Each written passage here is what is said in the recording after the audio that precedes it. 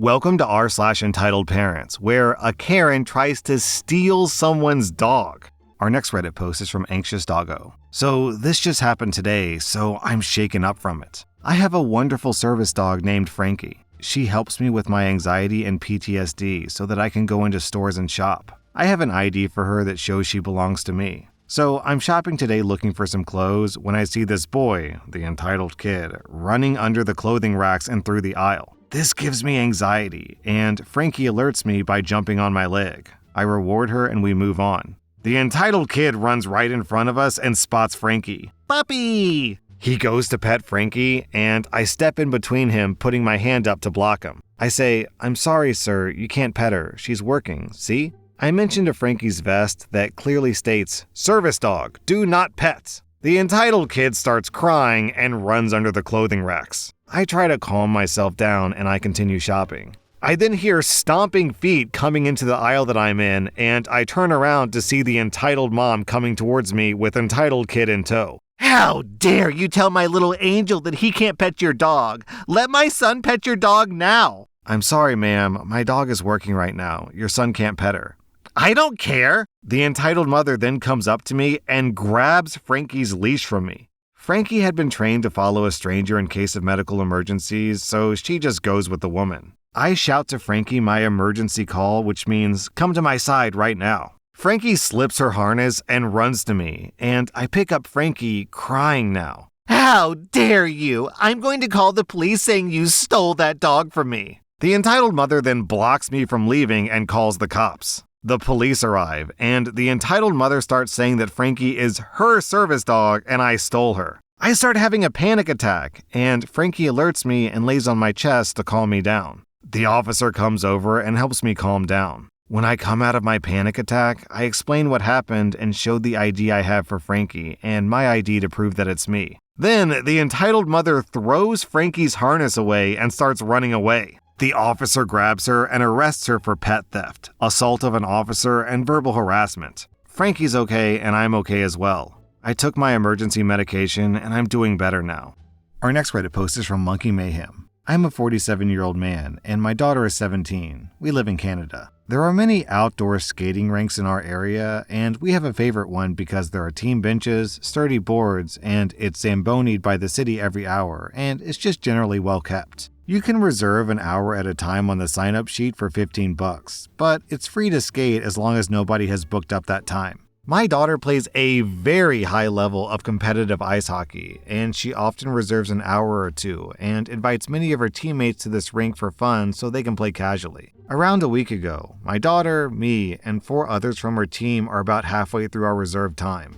This group of 13 to 14-year-old boys that nobody else knows gets out of a vehicle and approaches the rink. They put their skates on and start skating while passing and shooting pucks and leaving their sticks lying around, all in the way of my daughter's game. I show them the clipboard with the sign-up sheet, which proves that my daughter paid for these 2 hours, and calmly ask them to clean up their gear and wait 30 minutes until the schedule is clear again. One kid, an entitled kid, looks at me and rolls his eyes while turning his back to me, and his group doesn't stop getting in our way. I tell the girls to start picking up the stuff the boys keep leaving around the rink and to simply just toss it over the boards onto the mats along the ice. The entitled kid who rolled his eyes earlier starts complaining at this point, and his dad and mom got out of their vehicle and ask what's wrong. The kid smirks at me and whines to his parents that he was trying to play hockey with his friends, but then a bunch of girls came and tried to bother them. I tried to show his parents the same clipboard, but the entitled father immediately took his kid's side and told me to leave and come back since he was here first, which is false, and that girls are too weak and fragile to play with boys. A few minutes later, a worker from the city comes by and shows the entitled father that we, in fact, are entitled to the rink for the next half hour, regardless of who arrived first since we paid for that specific time slot. The entitled mother suggested going to a different rink, but the entitled father said, "No, I'll get these girls to leave."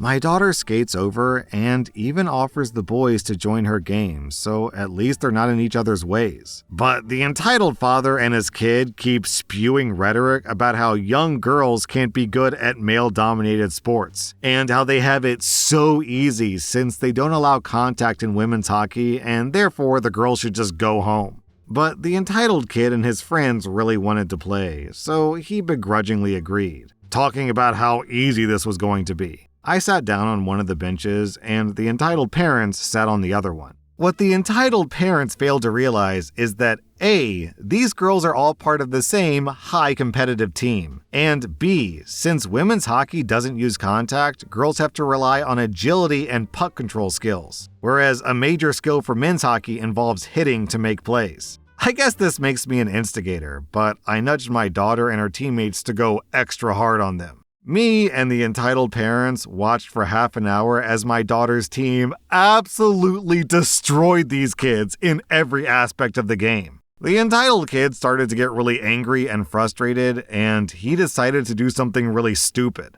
The next time my daughter had the puck, the entitled kid charged as fast as he could go and attempted to ram her into the boards. Instead, the entitled kid ended up slamming knee first into the door. He got up and immediately started screaming and crying about how it's not fair and yelling to his dad about wanting to go home. The entitled mother said something about this is a public rink and we have a right to be here. But the trio left in the car after swearing and yelling at me, but a few of his friends stayed behind. My daughter's team and the remaining guys ended up splitting equal amounts of each group into 2 teams and kept playing together fine until the next reservation. Apparently, this kid and his dad have a history of getting in the way and blaming and complaining about women. Of the guys who stayed, they all mentioned that they're only friends with the entitled kid because the father is their house league coach and they don't share the same views about women's hockey. Our next Reddit post is from Novel Patient. I bought a small starter home during the housing market crash, completely by myself. I lived there for a better part of a decade before buying a larger home with my now husband. My parents really wanted to live in my old house because it was small and easy to maintain. They've had their house foreclosed in the past, so there is no way they'd be getting their own mortgage. Also, my dad is retired and my mom doesn't work.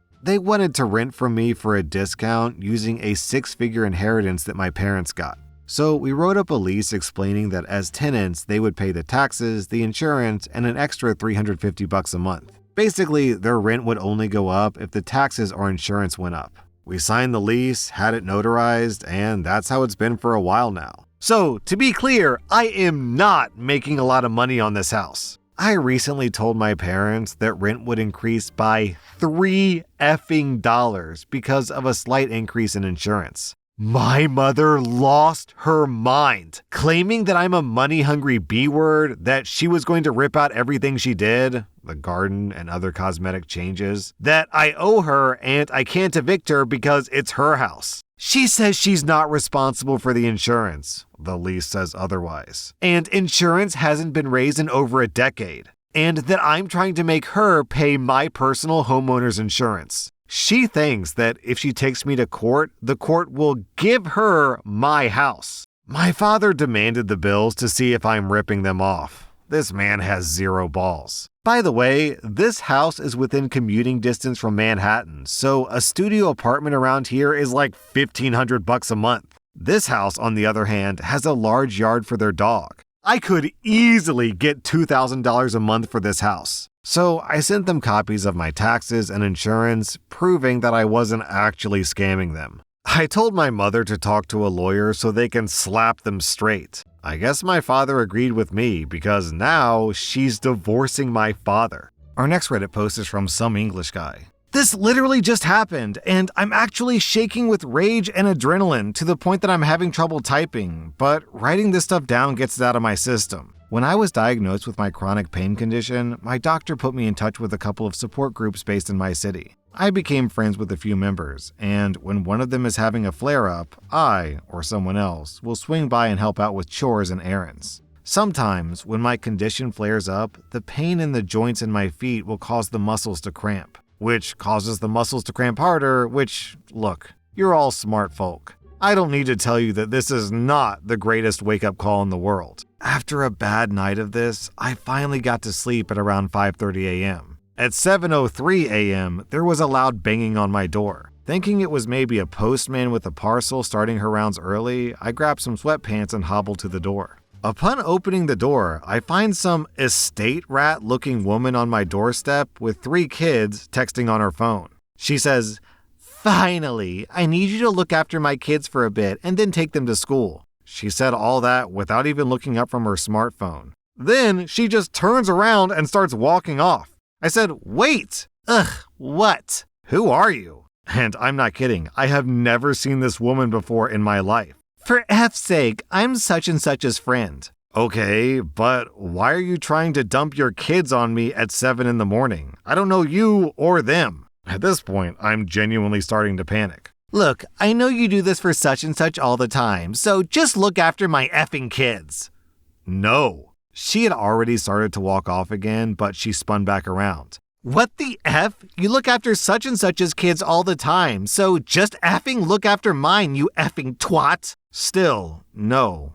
I occasionally do favors for my friend, such and such, but I don't even know you. At this point, she starts screaming at me, so I say, now take your kids and F off, or I'm calling the cops. I close the door and take a deep breath, thinking everything is over, but of course it isn't. I hear hammering on my door and screeching. My door is half glass, so I start to worry that she's going to break it. I grab my phone from the dining room and open the door. She said, listen, you! But she saw me on the phone, dialing. I said into the phone, hello? Police, please. At this point, the entitled mother just grabbed her kids and scurried off. So I made a cup of tea and came here to vent, which has actually helped. Our next Reddit post is from Couch Potato Son. I'm a 19-year-old woman, and I'm a server at a restaurant with a bar in it. The bar side of the restaurant is, of course, 21 plus, and anyone who orders an alcoholic beverage is required to show the waiter their ID. The rest of the restaurant, however, is child-friendly. We were serving breakfast, and I was serving a table of 2. A young girl who looked about 8 or 9, and her entitled mother. However, this mom is more than entitled, as she'll be arrested by the end of the story. I go and take their drink orders after the hostess sits them down. The young girl gets an orange juice, while the mother gets a water and mimosa. I, of course, check the mom's ID and see that she was born in the early 80s, so she's good for her mimosa. I let the bartender know that I need a mimosa to serve, and I work on the orange juice for the child and the mother's water. Once I have all 3 drinks, I serve the table and take their meal orders. Everything seems to be going smoothly until I bring back their meals. As I bring back the plates, the mother screams at me, "You served my child alcohol!" I know for a fact that cannot be true, because I'm the one who made the juice and never even went behind the bar where the drinks are. Ma'am, you must be mistaken. I didn't put any alcohol in the juice, and I had my eyes on it until it reached her table. Well then, smell it! She handed me her child's glass, and it did smell like alcohol. I said, once again, I know that I did not put alcohol in your child's drink. Either someone did it while you weren't looking, or you did it yourself. But the juice didn't have any alcohol before it came to your table. The mom looked at me angrily and demanded to see my manager. I'm going to sue you for giving my child alcohol. Bring me your manager. I get the manager, and she gets both mine and the mom's side of the story. Security was even alerted because apparently the child had drunk a few sips of the alcohol. My manager, security, and I went and watched the security footage since both me and the mom swore that we didn't put alcohol in the juice. Not only did we discover that I was innocent, but we saw the mom, as soon as I placed the glasses down and left, drank half the child's juice and filled it back up with her mimosa. Then she instructed her child to drink some of it. The mother was arrested for giving her child alcohol and was given a lifetime ban from the restaurant. If she appears again, she'll be immediately arrested again. Not how I planned my work morning, but at least it was amusing to watch an entitled mother get what she deserved. So I assume the objective of the mother here was to, I guess, get a free meal. That seems like the most likely explanation. But the thing is, you don't actually have to poison your child to pull this scam. She could have just poured her drink into her kid's drink and then lie, but why add the unnecessary child alcohol poisoning into the mix? And if you think, what's the big deal? A couple of sips for an 8-year-old, it couldn't be that bad. Yes, it can. A kid who drinks alcohol can have seizures, go into a coma, and die. Our next Reddit post is from My Mom is Entitled. I am a 20-year-old male, and my cousin is a 19-year-old woman. Spanish was my first language. I have a third cousin in the Dominican Republic. They're not well off in that country, and my cousin's mom is a little neglectful. At this point, it feels like my mom cares more about my third cousin than she does about me, but whatever. My cousin does deserve some sympathy. She's a good kid who does well in school and wants to move to the US to go to nursing school. She can't, however, because she isn't a legal citizen. My mom decided that it would be the best plan for me to go to the Dominican Republic in June or July and marry my third cousin to make her a legal citizen. She brought this up to me a few years ago, but I thought that she was joking. Apparently, she wasn't, because recently she brought this plan up again, but she actually talked about how she already booked flights for DR and stuff. What the hell? I'm in a relationship already, and my mom literally told me that she doesn't give an F about my personal life. All she cares about is going to DR and forcing me to marry my cousin. Thankfully, I talked about the plan with my significant other and they're supportive. Basically, she wants me to marry her, stay married for a year, then we divorce amicably, and my mom pockets any money that's made from this, if any. When I tried to downright refuse this, I was met with screaming, physical anger, and threats to kick me out. I'm afraid to go to any family members because I don't know what's gonna happen. Well, OP, as someone who has married a non-citizen and has gone through that whole process, it's important to point out that this is a felony. It's like fraud or something. I forget what the actual crime is. But it's illegal and you could go to jail, so don't do this. That was r/Entitledparents, and if you like this content, check out my podcast where I publish the exact same episodes. Also, hit that subscribe button because I put out new Reddit videos every single day.